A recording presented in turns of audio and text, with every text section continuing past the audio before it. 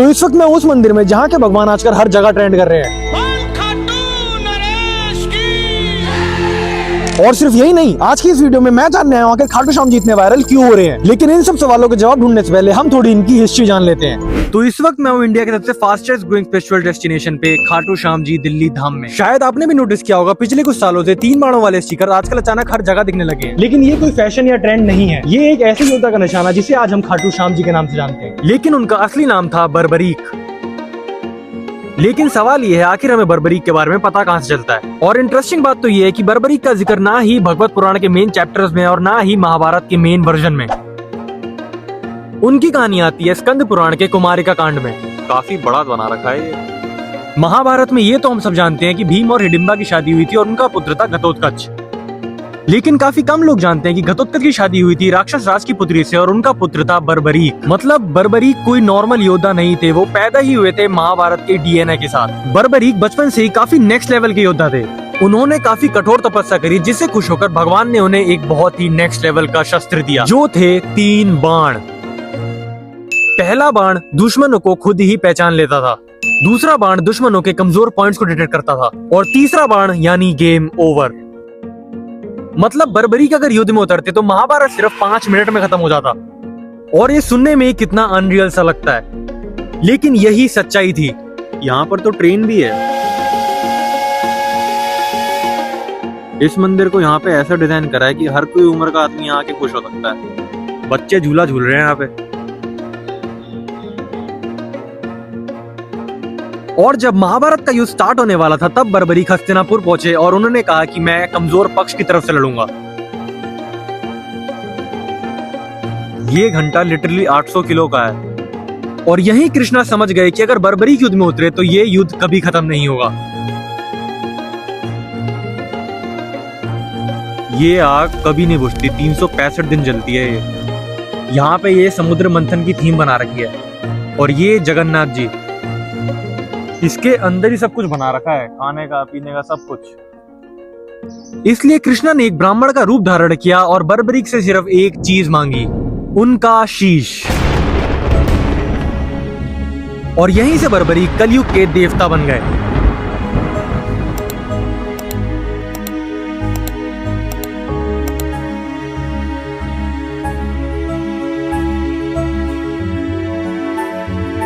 क्योंकि उन्होंने बिना सोचे बिना किसी शर्त के अपना शीश दान कर दिया।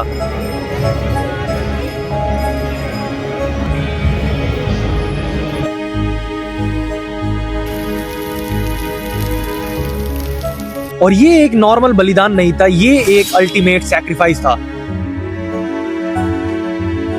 और कृष्णा ने उनको वरदान दिया कि तुम महाभारत का युद्ध देख पाओगे और कलयुग में तुम्हारे शीश की पूजा होगी और तुम श्याम के नाम से जाने जाओगे।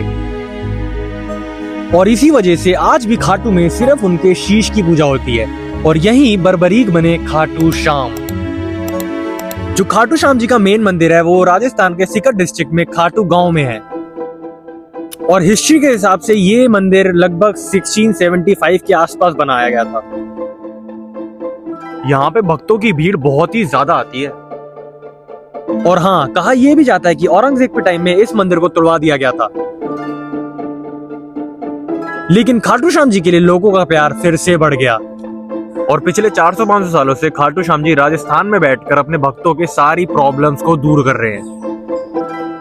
और इसीलिए लोग इनको बहुत ज्यादा मानते हैं। और ये है खाटू श्याम जी का दिल्ली धाम, जिसकी शुरुआत होती है सिर्फ एक सपने से। और कहा यह जाता है कि बाबा श्याम ने अपने एक परम भक्त को दर्शन देकर उन्हें कहा कि दिल्ली जैसे शहर में भी उनके भक्तों के लिए एक उनका धाम होना चाहिए। लेकिन ये बस एक नॉर्मल सपना नहीं था, बल्कि ये बाबा श्याम का संदेश था। दिल्ली धाम भी काफी ज्यादा ही अच्छा बना रखा है।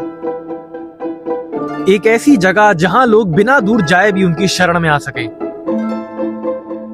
और शुरू में ये रास्ता आसान नहीं था, बहुत सारे सवाल थे, उसी के साथ बाबा की आज्ञा भी। कितने अच्छे लग रहे हैं यहाँ पर बैठे हुए। लेकिन भक्ति सबसे ज्यादा बड़ी थी। और धीरे धीरे बाबा के नाम से, लोगों के सहयोग से ये सपना धीरे धीरे हकीकत बनने लगा। और आज जो है हम एक खाटू श्याम जी का दिल्ली धाम देख रहे हैं, ये सिर्फ एक मंदिर नहीं है बल्कि एक जीता जागता सपना है जो खुद बाबा खाटू श्याम ने दिखाया था।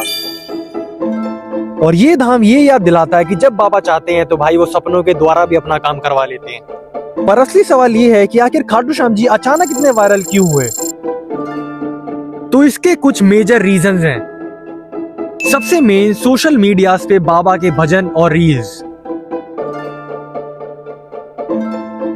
और हारे के सहारे वाली फीलिंग। मतलब जब कोई भी हर जगह से हार जाता है तो वो सीधा बाबा की शरण में जाता है। और उसके साथ ही लोगों के पर्सनल एक्सपीरियंस। 5 साल के अंदर हमारा महल खड़ा हो गया, गाड़ी आ गई, बच्चा आ गया, लाख रुपए।